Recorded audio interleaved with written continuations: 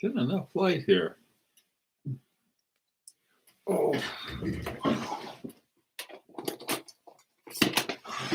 I forgot to put my microphone in.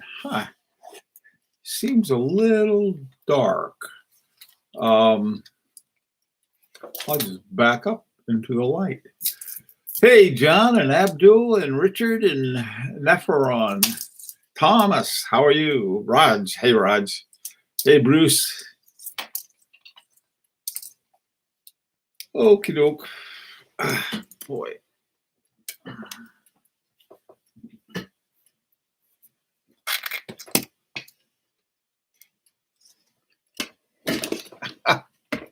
God.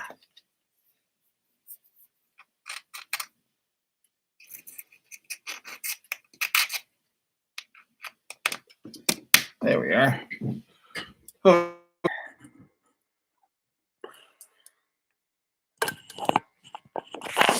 And I'll push out my, boy, I tell you, I'm really sort of all thumbs this morning.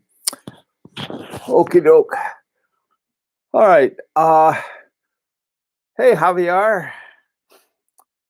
Let's see, guys. What's up? David. Hi, David. Flippin' Zippo. You're on time today. More so than I am. Hans. Hi, Hans. How are you? Okie doke.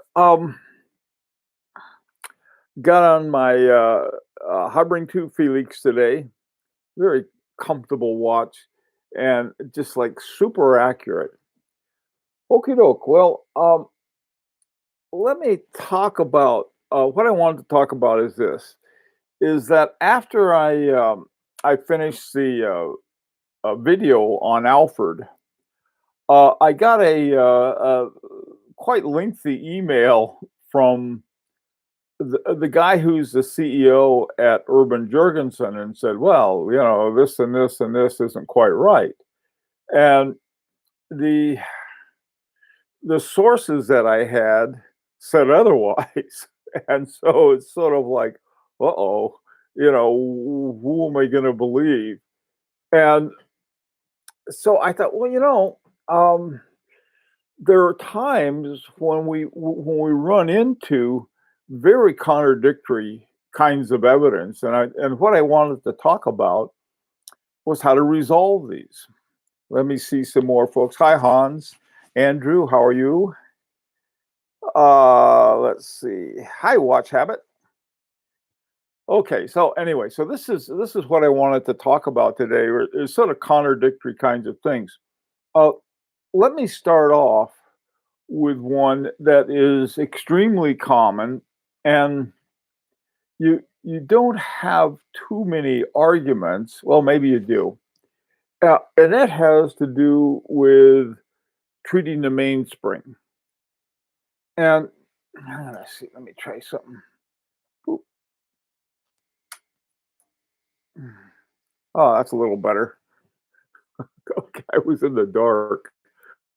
We've had, it turned back to winter again. I was talking to my son in Oregon, and it's in the 80s out there. Some of the parts of Connecticut had 3 and 4 inches of snow. So go figure. And the weather is saying, they're not quite sure what to do. Anyway, so if we look at winding a watch, okay, simple thing. One of the rules that I've never seen contradicted is that you never wind a watch while it's on your wrist. The reason being you can bend the stem. Okay, that makes sense.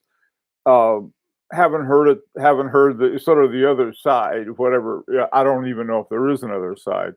But other kinds of things we get into a lot of discussion about.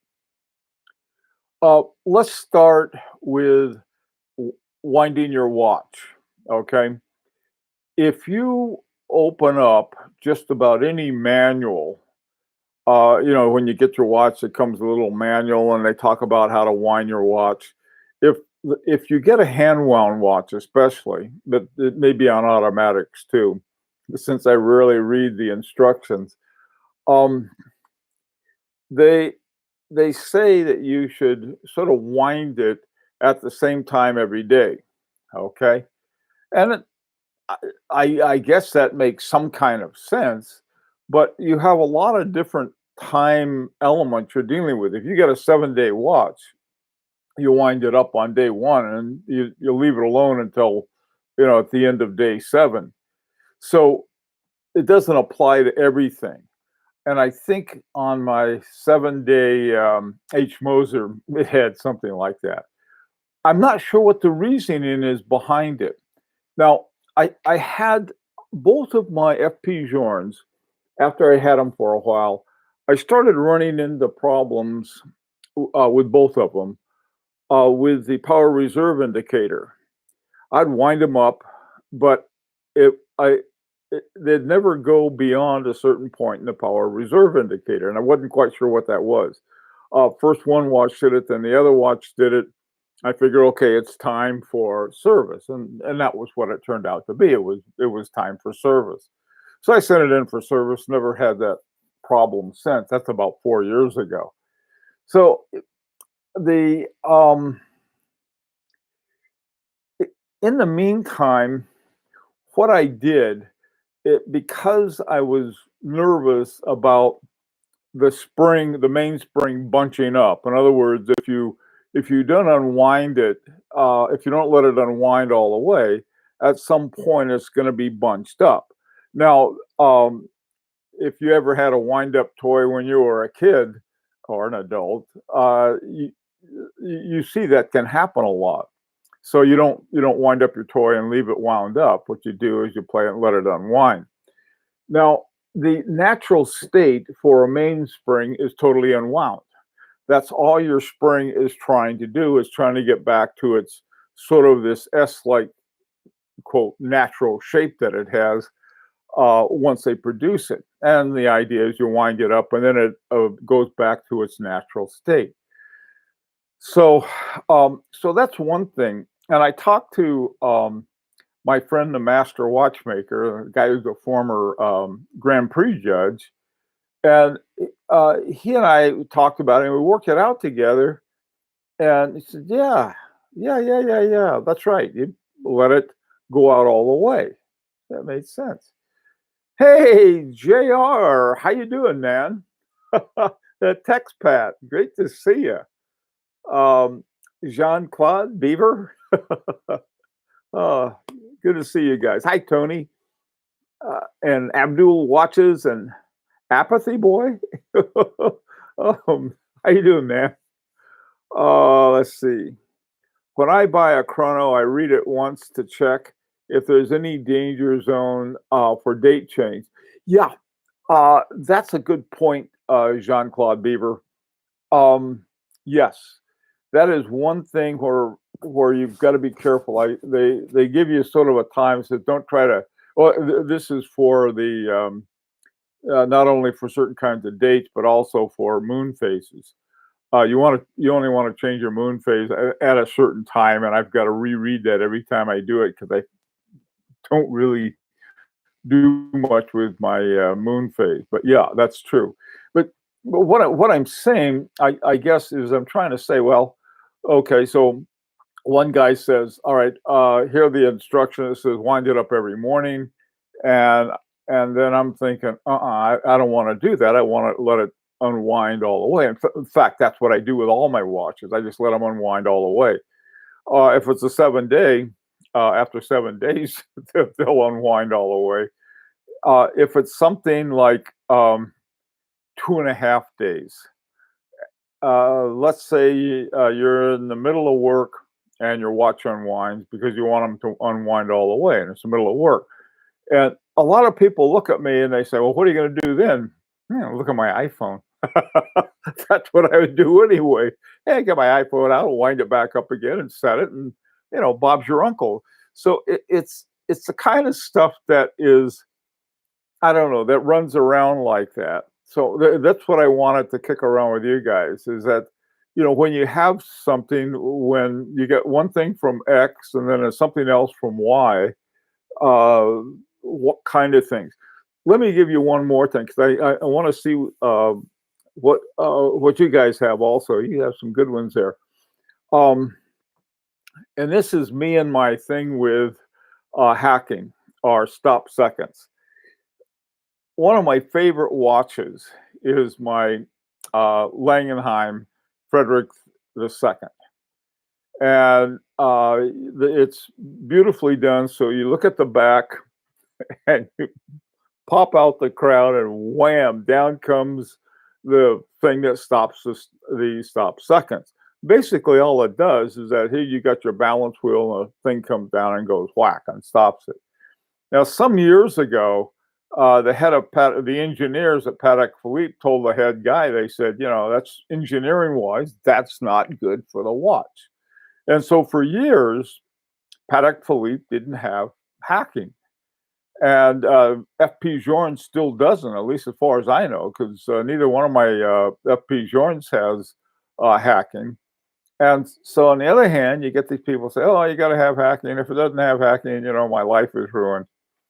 Maybe so, but it's not that people act like it's really hard to figure that out, and you can get it close enough, I guess, unless you're over the top and coordinating a massive army attack.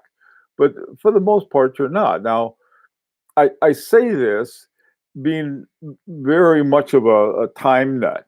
If I need to time something super precisely, I'll use my iPhone. Um, do I use, if a watch has hacking, do I use its functions? Of course. Well, you have to, because as soon as you change the time, it goes into the stop second mode. But that's one of those things that um, you hear two sides, and I'm sort of like on the side that says no hacking is probably better for your watch, even though I do have several excellent watches that hack. Okay, let's see what you got to say. I've heard that with automatics, you shouldn't fully wind the watch manually, as it leads to excess wear on the gears. You should manually wind it a few times, 8 to 10 wrists, and move and wear the rest. Okay, Javier, that may be true. I wind mine up all the way. No, I don't. I don't wind it up all the way. I wind it up 40 winds.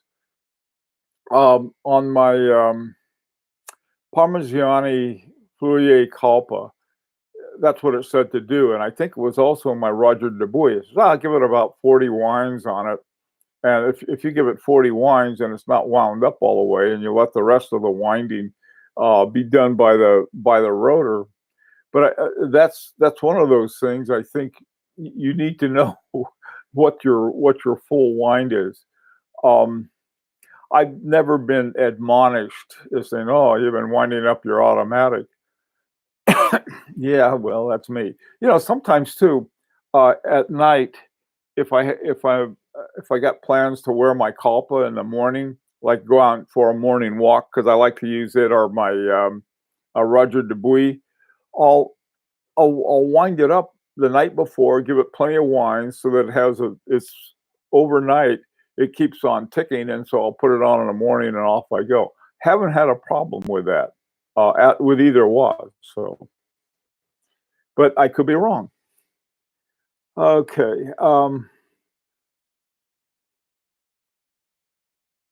no date. All right. I was never a fan of Fume dials, but Moser has nailed it. No kidding.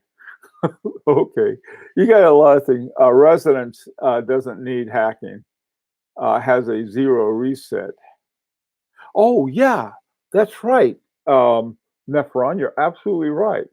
What you do with yeah, that's a good point. Maybe more watches should do that. On my Resonance, boy, trying to set the two times to be equal is really a challenge. And then once you get them as close as possible, and then you put the cap down, then you pull out the little puller for and the 2 second hands will go right to 12. Hi, Carl. How you doing, man? Um, Geezer, what are you up to? Let's see. Okay, well, everybody's greeting everybody. That's always good. Hi, Cirrus McKinney. Hi, Cirrus. Rolex recommended 40 wines too. There you go. How can you go wrong? It's a Rolex. Um, I think it probably depends on the number of full wines that you can have. You got a big Springer double barrels, you know, give it a good wine. Yeah, that's another thing too. I'm more concerned about bunching a spring than having it fully wound. Generally, I do use fully wound, especially where I have a power reserve indicator that tells me, "Hey, you're fully wound." On my Beauvais, they have some kind of slip gear on there, so once you're up to the top, you can't. It starts slipping, and you can't do it anymore. By the way, too, on overwinding, I read somewhere that you really don't overwind a watch. Something else happens to it, but it seems like overwinding, but it really isn't. I forgot what it's called, but that's one thing I don't worry about. Hi, Stefan. How many? Hi, Stephen. Uh, how many watches do you own, and how do you rotate them? What you're gonna wear? Just rotate them. Just like, all right, who's up? Well, which one did I wear yesterday, and then look at the one next to it, and then wear it. Sometimes, I think there's a watch, especially when I get a new watch, I'll wear it a lot more. Like my Urban Jurgensen that I recently got, I'll be wearing it a lot more. Other watches, for one reason or another, I like them, but I don't like to wear them as much. This is especially true with my chronometers. I don't like chronometers, not because I don't like chronometers, but rather because they have all this junk on the dial, and you can't, get a quick glance at it. Um, I usually wear one watch per day, so I leave the manual wind watches after leaving to wind down. Yeah, same here. That's pretty much what I do too, Abdul. Sometimes though, you're sitting around and you're thinking about stuff, and you're looking at your watch and you're looking at your other watches. I think I'll put on another one. I've worn 2 and 3 watches the same day. You get into I don't know. God, it's just one of those things. I I I think I think we all try to be a little more systematic than in fact we can be. Uh, does Moritz Grossman have a reset seconds in their new Central Second watches? Boy, do they? That they might. Moritz Grossman is they make very good watches. It's one that every time I go back to them, I haven't seen anything that says, "Wow, look what they did this time." They do consistently good stuff, but it doesn't seem to have really been one where I go and I look at it and say, "Oh wow, look at all this innovation that they're doing."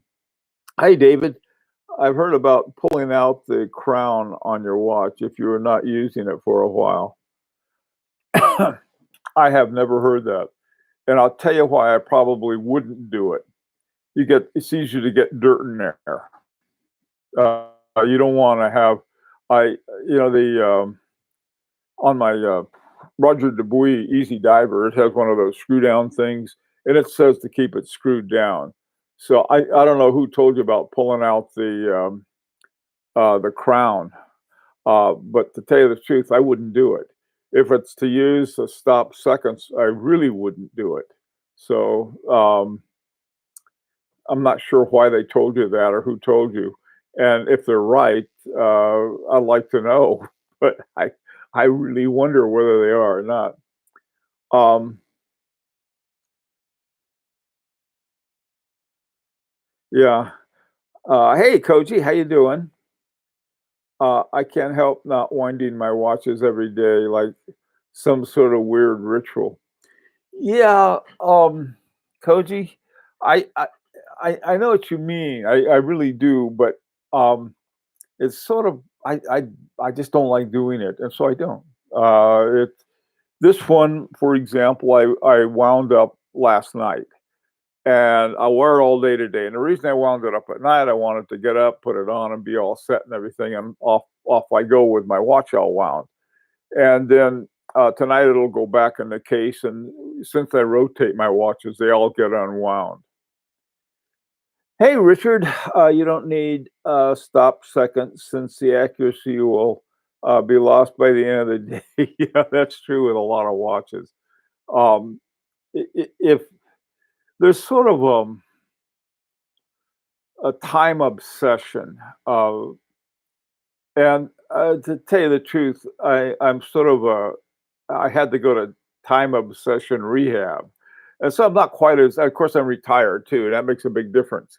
But there's certain kinds of things that you want to be a little obsessed about. Like if you're going to catch a plane, you don't want to be a minute late and watch it take off without you. But for the most part, that's not a matter of seconds. It's a matter of minutes. And usually you get there pretty early anyway, because the time they finish playing Where's Waldo with you and your luggage and stuff, it'll take a while. Is back hacking by change? I don't apathy. I don't know. Some people do that. I don't. I just don't think it's worth it. Some people, I've read certain things are saying that's the last thing you want to do is back hacking, but um, because essentially what you're doing, you're turning the gears against the force being exerted by the mainspring, and that doesn't sound good to me. So I don't do it. Hi, John. I've heard also to pull out the crown and a quartz watch to save the battery life. Well, yeah, that makes sense. If pulling out the stem on a quartz watch will help, turn it off. Yeah, that makes sense. But otherwise, I wouldn't do it. You don't want any kind of crud in there. But it's your watch. Let's see. I hate adjusting the date on my non-quick date sets. I just wait until the next. uh, New watch day. Okay. Hi, Hobby. How you doing, man? Um, Okie doke. Okay, Geezer, what'd you get, Geezer? Geezer, what Geezer's getting congratulated by? Let's see. Oh, he passed his tax audit. Congratulations, Geezer. Okay, hey, random Rob. I quick set and wear it. My life doesn't need that level of accuracy. There's a reasonable level. I like an accurate watch. I really do. And you pull out the time grapher and everything and make sure it's just right. But then you don't pay a lot of attention to it. Okay. All right. Come on. Somebody tell me what happened. Geezer, where are you? What happened? Something good happened to Geezer. Oh, excuse me. Okay, doke. There's another thing where there seems to be a lot of mixed stuff, and that is with histories.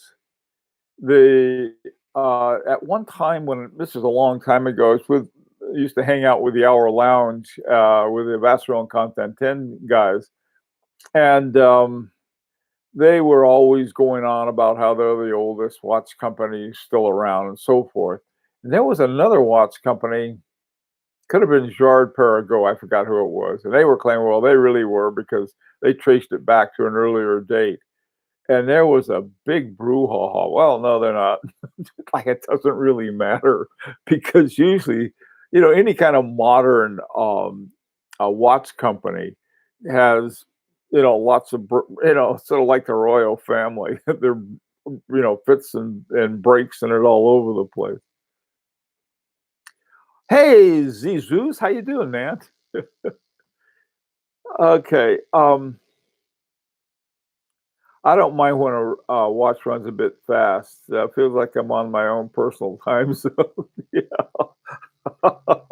Yeah, we got um my wife, I don't know if she still does this, but she had to set hers early, the idea was that she was all like being a little late, But if she said it fast, then or said it ahead of the current time, then what she would be on time. Well, it didn't work out that way because every time she goes, "Oh, that's fast, I know, so I got more time." So it's you know okay. Congratulations, geezer, on something, but you won't. I don't know what it is. What are some other controversies? Any U-blow owners in the house? Why is you know there for some reason U-blow has gotten a lot of hate. I don't know why, but there's just like people go nuts about it. They've had some really nice ones. I was a friend of mine and I were coming out of Tiffany's with our get out of jail free cards so that when we went home, we say, "Hey, look at this," and "Don't look at this." And it was right next door to the U-blow store. So we come out of there with our Tiffany bags, and they have these guys standing at the door, and they'll unlock it. But you go down Fifth Avenue, and you see that all over the place. Same thing on Madison when you go around the watch store. So there's this guy there, and my friend and I weren't too interested in U-blow, but the guy opened the door and says, "Hey, come on in." So we went in and looked at the watches, and they really have quite a variety. Some of them are quite nice. I, if I'm not mistaken, isn't U-blow owned by Swatch now, or has been? Not sure. Oh, okay. Thanks, Bruce. Congratulations on your Aquanaut. That's a cool one. I like the Aquanaut. That's a nice watch. Um, does your harboring hack? I Good question. That's one of the things about the. Let me take a look. Let me get my loop out here and have a quick look. Hang on a sec. It always helps to. I gotta check and see if my harboring hacks. They have a red hand, second hand against black, and